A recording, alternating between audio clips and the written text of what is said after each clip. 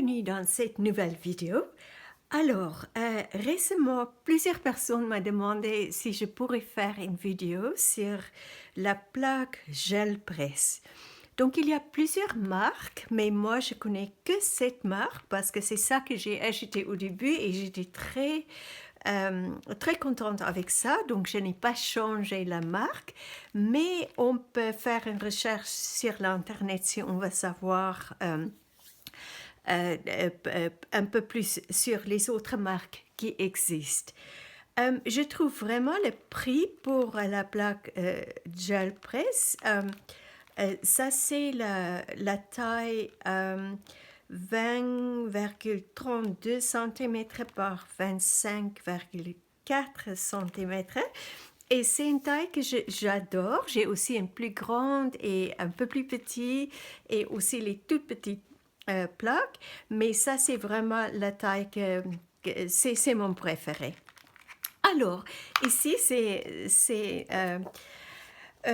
on peut dire mon ancienne plaque gel presse. Et là, c'est un nouveau que je viens d'acheter parce qu'en fait, quand je donne des cours, j'ai souvent besoin de deux plaques pour la raison, quand quelque chose sèche sur une plaque, je peux déjà continuer à travailler sur l'autre. Donc, c'est un peu de gourmandise, on peut dire, mais c'est aussi pratique d'avoir deux plaques disponibles. Alors, je vais maintenant ouvrir cette nouvelle plaque avec toi. Et en fait, il faut faire attention quand on ouvre l'emballage, de le faire prendre caution de ne pas abîmer cet emballage parce qu'il faut remettre, c'est comme ça qu'on va protéger notre plaque gel presse.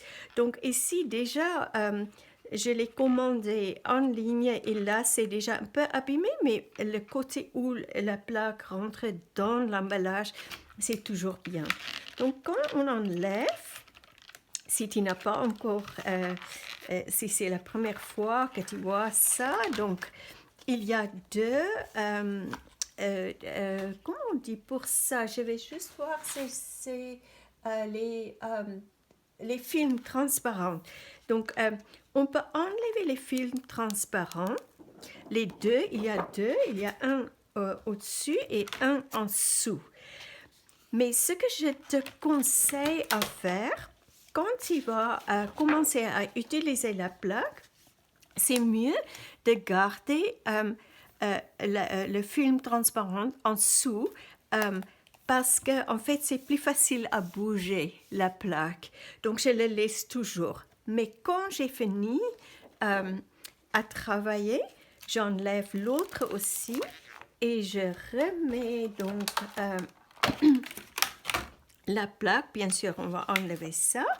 On va remettre la plaque dans l'emballage.